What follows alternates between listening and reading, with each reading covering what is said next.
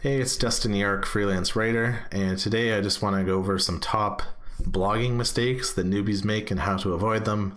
Some of these are things that I did when I got started with blogging, or things that I kind of find out along the way, or things that luckily just haven't affected me.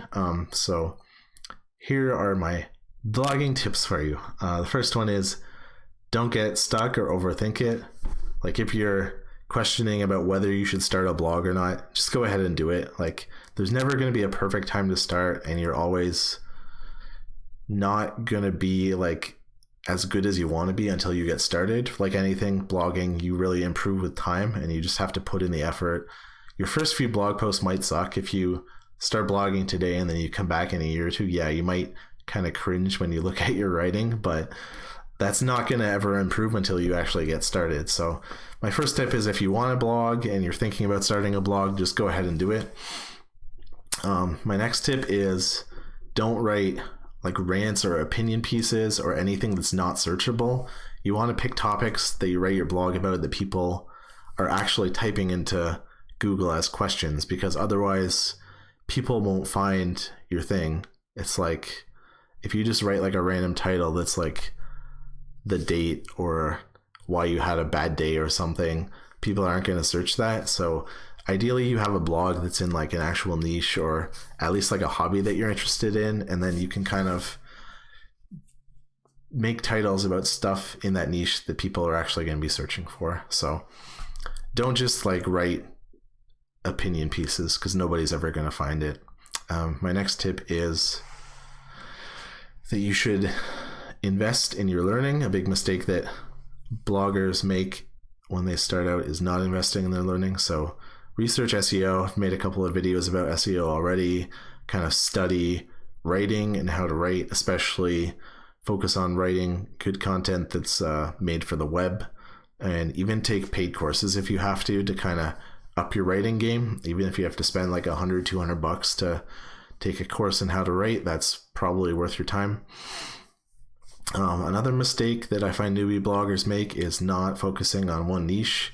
I know I've said as a freelance writer in the past that I don't necessarily I don't brand myself as like a specific, like a technology writer or like a SaaS writer or something like that. I write on whatever. But if you're making a blog, people come to a blog for one specific topic. You can't just write like a variety blog about anything unless people really like you and you already have a following and they're just reading you for your personality. So focus on one topic. If you want to write about multiple things, then you probably want to make multiple blogs. Don't spread yourself too thin. I'd kind of write as much as you can about one topic before you move on to another. But yeah, write about one thing. Try and have everything at least slightly related to the main overall idea of your blog. Another mistake that beginner bloggers make is writing too formally. So if you're writing a blog or an article or anything online, it's not a school essay, so don't write it like that. You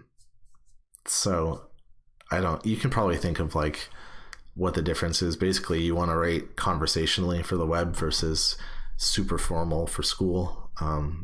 There's a whole bunch of rules, but that's kind of the general gist that I would say. Another mistake that people make is their content is too what I call flimsy. So if you don't write your blogs to be long enough, Google will say they'll get flagged as like flimsy content and they won't rank very well. So quality is better than quantity. So try and go a little bit deeper in your blog posts. You want to get at least 500 words. I try and aim for like over 1,000 words on all of my blogs if possible. You can add in like a question and answer section with commonly asked questions or something at the end, just to kind of pad it out, or any like related topics that you think may also appeal to the reader. But yeah, don't write blogs that are like 300 words long, because it's not going to rank very well in Google and people aren't going to like it anyways. Another mistake people make is not having a .com domain. So if you're starting off with like a WordPress site or a blogspot, most people don't take those seriously. That's just kind of like a hobby. To me, if I see somebody that's like something.wordpress.com or something.blogspot.com, to me that's just basically like somebody's writing a journal. I don't take that seriously as like an authority in any kind of space or like a business. So yeah, invest in getting a .com and getting some hosting and actually run your own blog. It probably costs you like $150 a year, but it'll be worth it for making yourself appear more like an expert in your field, or like at least like you take it seriously and you're not hedging your bets with a free platform. Another mistake is not having a posting schedule. So with blogging, it's not quite as strict as like YouTube. They like to see people upload the same time on the same day every week, but blogging is still pretty important. You can't just put up one post every 3 months and expect yourself to have like a successful blog. Basically, the more work and effort you put into it, the more you'll get out of it. So I would try to write at least one blog post a week if you can. If not, even more than that, 2 or 3 would be even better. But if you can find the time, just get like 2 or 3 hours every week to write a blog post and get everything together, format it, put the images in, and get it up there if you want to take it seriously. Another mistake, this kind of goes with the readability, but not making your writing readable. I mean, with the too formal. You need to use like headers and stuff to break up your articles or your blogs, and you want to use images as well. Let me check my list here. Writing about things you're not passionate about is another problem. Like, you might get into writing about a specific area just because you know that that's something that's highly searched that people are going to look for, but that might not necessarily come across in your writing. Like, if you're writing about something that bores you, it's going to be obvious to your readers, or you might start to make mistakes. Like, if you're not an expert in the space, you might make errors in your writing, and then people will call you out on that in your comment section, so that's not good. Not keeping track of your income or your expenses is another mistake, especially if you're going to start writing a blog as a business. You got to keep track of everything for taxes. I'll make a whole video at some point about keeping track of taxes for freelance writers as well. But you want to at least keep track of like your website hosting and your domain, anything like your Grammarly subscription that you can use. You can write that off if you're blogging or doing any kind of writing for tax purposes. So keep track of any expenses that you pay so you can write those off. At least if you have any kind of actual income from your writing that you'll have to declare on your taxes. One mistake that bloggers often make, actually this kind of goes with any platform, is that they give up too early. This is common with like YouTubers or Instagram people too. You won't get an audience after you only make 5 or 10 blog posts. You're really probably looking at least 30 blog posts before you get any kind of traction, and you've got enough posts that some of them have got good hits in the search results.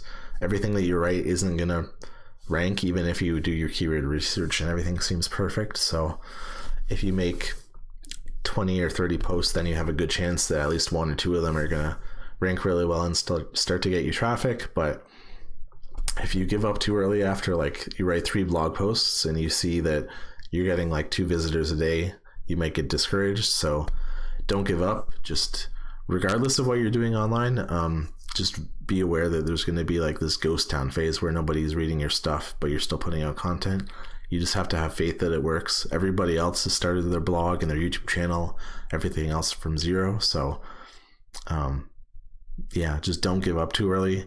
If you're serious about blogging, give it at least a few months before you call it quits. I would say, especially if you're writing like one article per week, you want to give it probably like 6 months before you call it quits. But yeah, don't give up after like 5 posts. From a technical standpoint, something that bloggers do that's a mistake, I think, is they add too many plugins.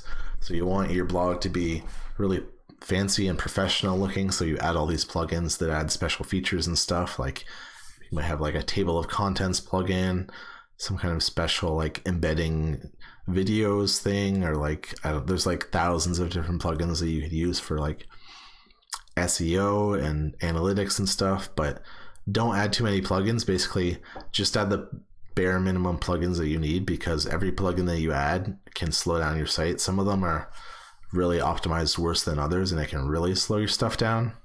So don't use more plugins that you have to. And another kind of WordPress thing is your permalink settings. So basically this is how your article URL looks. So I think it defaults to being like the date or a random number instead of the article title. You want to set your permalink to be, I forget what the exact setting is, but I think it's like title. It'll pull up your title as the default. That if you don't do that, it can really hurt your SEO if you just have like a random number as all of your blog post URLs. So don't do that. And another mistake that newbies make with blogging is they don't back up their websites. So things happen. Your host might be able to pull a backup of your site if it goes down, but especially if you're like always changing settings and stuff, there's things that can go wrong with your website. So always back it up. You don't know what might happen. There's several good free backup plugins that you can get. They save to like your Google Drive or whatever. So every month or so you can just back it up so you always have it. Another thing is bad security. So at least have a good password, if not two-factor authentication or other security for your actual WordPress. I got a plugin called Limit Login Attempts that I really like. I often see people from like a Russian or Chinese IP address that get locked out of my site. Don't think it won't happen to you, because pretty much every WordPress site eventually gets people trying to hack into them. So you want to have some kind of security to keep people out. I recommend some kind of plugin that limits login attempts per IP or something like that. But yeah, that's my main list of my mistakes that some newbie bloggers make that I think you should avoid. Hopefully that helps you avoid some of them. And that's it for this time. If you like that, go ahead and subscribe, and I'm going to have more tips for writers and bloggers and things like that in the future. So I will see you in the next video.